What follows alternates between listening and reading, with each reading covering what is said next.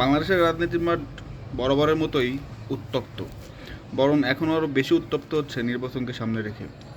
দেখুন, আমরা জানি যে এনসিপি দল তাদের যে জুলাই রেভলিউশন, মূলত সেটার চেতনা নিয়েই তারা নতুন বাংলাদেশ গড়ার জন্যে এই বিপ্লবীরা বা ছাত্ররা বা ছাত্রনেতারা মিলে একটি দল তৈরি করেছে এবং তার নাম হচ্ছে national citizen party, NCP.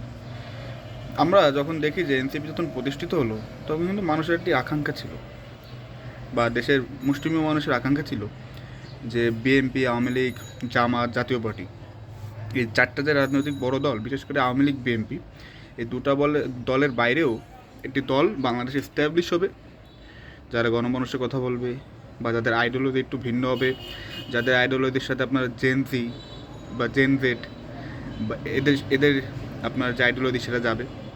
And তারা মূলত নতুন যে বাংলাদেশ, অর্থাৎ স্মার্ট বাংলাদেশ, এটা করবে এবং তারা করাপশন মুক্ত হবে। দেন আপনার তাদের কাছে আমরা যে বৈষম্যহীন বাংলাদেশ এটা পাবো। বাট দেখবেন কি, এনসিপি কিন্তু এখন সামনে যে নির্বাচন, এটা নিয়ে কিন্তু এনসিপি বিভিন্ন দলে যাওয়ার চেষ্টা করতেছে এক এক সময়। আমরা মাঝে শুনেছি বেশ গুঞ্জন যে বিএনপির সাথে তারা জোট করবে, এখন আবার শুনতেছি যে না, জামাতের সাথে তারা জোট করবে। আর এটা মনে হয় বেশ কনফার্মই যে জামাতের সাথে তারা জোট করবে, এক দুদিনের মধ্যে মনে হয় ডিক্লারেশন আসবে। এখন এনসিপি যখন সৃষ্টি হলো, তখন কিন্তু আমাদের প্রত্যাশা ছিল যে তারা কোনো জোটের সাথে যাবে না, তারা এককভাবে থাকবে এবং তারা এককভাবে তাদের এস্টাবলিশ করবে। 10 বছর লাগুক, 15 বছর লাগুক, 20 বছর লাগুক, বাট তারা নিজেরাই নিজেদের এস্টাবলিশ করবে। মানে এরকম প্রতিভাবান নেতাও তাদের ছিল, এটা সত্য কথা। বাট ওই যে, আমি সরি টু সে যে একটা দলের মধ্যে কিন্তু কিছু ব্যক্তিস্বার্থ নিয়ে যারা ঘোরে বা যারা নিজের স্বার্থের জন্য রাজনীতি করে, এরকম লোক থাকেই প্রতিটা দলে, এনসিপি তো আছে। তার তার প্রতিফলন আমরা দেখতেছি ভোট আসার আগে। এখন এমপিও তো চায় অনেকেই চায় আমি এমপি হব, আমি মন্ত্রী হব, বিশেষ করে এমপি। এবং আমাদের এই সুসময়ের মধ্যে এটা যথেষ্ট পরিমাণ টাকা পয়সা কামাবো, কারণ পরে কী হয় বলা যায় না। এটা অনেকের ধারণা হতে পারে, আর এটা এই ধারণা কিন্তু ভুল না, কেন বাংলাদেশের রাজনীতি কিন্তু আপনার কখনকার পৌষ মাস, কখনকার সর্বনাশ, এটা বলা খুব কঠিন। সো এই প্রসঙ্গে অনেকে এই কারণে অনেকেই নিজের আখের গোছানোর চেষ্টা করতেছে। এর ফলে হয়েছে কি, তারা বিভিন্ন জোটের সাথে যাচ্ছে। যে জামাতের সাথে যাচ্ছে, জামাতের আইডিওলজি সম্পূর্ণ আলাদা, এনসিপি সম্পূর্ণ আলাদা। সো যারা এনসিপিকে মন থেকে ভালোবেসে তুললো, তারা অনেকে আবার জামাতকে পছন্দ না করতে পারে। এর ফলে এরা যখন জোট করবে, আপনি যতই বলেন যে আমাদের রাজনীতি আলাদা থাকবে, এটা হয় না।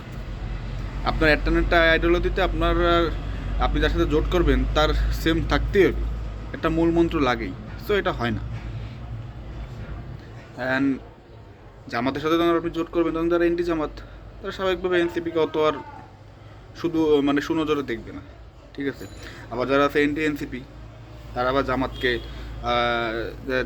এনটি এনসিপি, যারা জামাতের যেসব লোকজন, তারা আবার এনসিপিকে ভালোভাবে নেবে না। হ্যাঁ, অনেকে মার্কেটে গুঞ্জন হচ্ছে যে এনসিপি হচ্ছে আপনার জামাতের B team, C team, D team, যাই হোক। এটা তো আপনি ধারণা করলে তো অনেক কিছু ধারণা করা যায়, বাট আমরা যেটা প্রকাশ্যে দেখতেছি সেটা হচ্ছে যে এনসিপি একটা সম্পূর্ণ আলাদা দল, নিবন্ধনকৃত দল, তাদের প্রতীক আছে আলাদা, শাপলাকলি। এবার জামাত তো অনেক আগেরই নিবন্ধনকৃত দল এবং বেশ সুপরিচিত রাজনৈতিক দল, তাদের প্রতীক হচ্ছে দাঁড়িপাল্লা। সো এখানে এই জোট করলে মূলত আপনার ভোটের মাঠটা বেশ গোছানো যায়। কারণ আপনি দেখুন, এনসিপি কিন্তু আপনি যতই যাই বলুন, এটা নতুন একটি দল, আর পুরো বাংলাদেশব্যাপী এর আপনার যে শক্তিশালী যে কাঠামো, সেটা কিন্তু এখনও গড়ে ওঠেনি, আর গড়ে ওঠা সম্ভব না। তো যার ফলে নির্বাচনে আসার আগে জোট করা কিন্তু কোনো অপরাধ না, ঠিক আছে, কোনো অপরাধ নাই, আপনি জোট করতেই পারেন। আর প্রতিটা রাজনৈতিক দলেরই নির্বাচনের একটি নিজস্ব কৌশল থাকে, তো এটা তো দোষের কিছু না।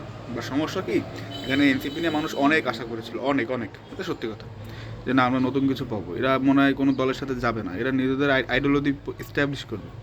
আর যখন একটি বৃহৎ জনগোষ্ঠী দেখতেছে যে না, তারাও বিভিন্ন দলের সাথে যাচ্ছে। আর মূলত সমস্যা কি জানেন, যে আমরা দলের সাথে যে দলকেই জোট করতে দেখেছি, তারা কিন্তু শেষ হয়ে গেছে, তারা আর ওই এককভাবে দাঁড়াতে পারে না জোট করার পর। সো এই জন্যই মানুষ এখন অনেকে বলা করতেছে যে এনসিপি কি 24-এ শুরু হয়ে 25-এই শেষ। ইটস শকিং, বাট আসলে রাজনীতিতে শেষ কথা বলতে কিছু নাই। সো যে আমাদের সাথে তারা কনফার্মেশন দেয় কি না জোট করবে, দেখা যাক। আর এনসিপি সামনের কি ভবিষ্যৎ দাঁড়ায়, বেশ অনিশ্চিত ভবিষ্যৎ। But let's see what happened, বলা যায় না, ভালো কিছু হলেও হতে পারে। ধন্যবাদ।